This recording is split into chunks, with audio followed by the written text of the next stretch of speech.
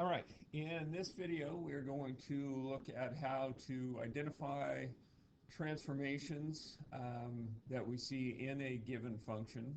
So in this case the instructions are actually to identify the parent function that's at play here and the transformations that are being done to that parent function. We're starting with f of x equals 3 over 5 minus 2x. Chose this one because it's got some unique things that we need to deal with along the way. So when we start an arrow diagram, we always start with the independent variable, which is the x, and then we describe one piece at a time what is happening to that x. Now, for the sake of transformation purposes, I see that we've got a -2 in front of that x. I'm going to start by saying that we multiply by 2, which will give us a 2x, and then we need to perform a sign change on that to make that a -2x. And then we're going to add 5. We add 5, that gives us the 5 minus 2x.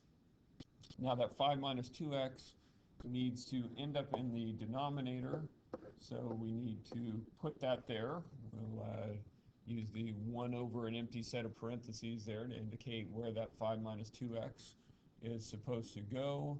That then gives us a 1 over 5 minus 2x, which we then multiply by 3, which gives us the final 3 over 5 minus 2x.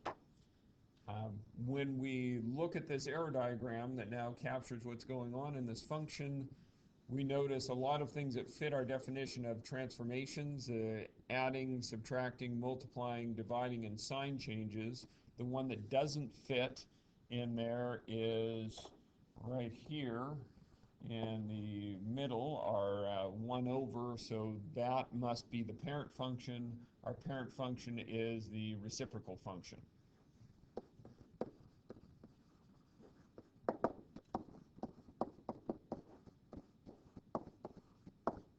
And you're getting some idea of why I try to type as much of this stuff as possible. So now we need to identify the transformations that are happening. The most important part is done now. We know where the parent function is. The parent function separates this problem into an input side and an output side. We know everything on the input side is a horizontal transformation. Everything on the output side is a vertical transformation. So our vertical transformation, we can read right off of this arrow. It's multiplying by 3 vertically, so we know that we have a vertical stretch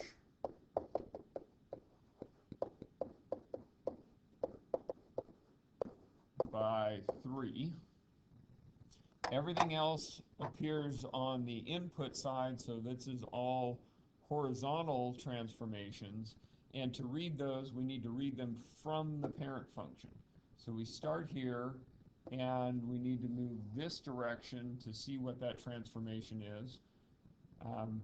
This direction, since coming over the top here was +5, then this must be -5.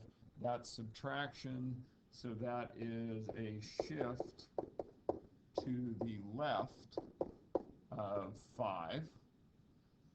Our next one, the inverse operation to a sign change, is a sign change, so we know that that's a reflection.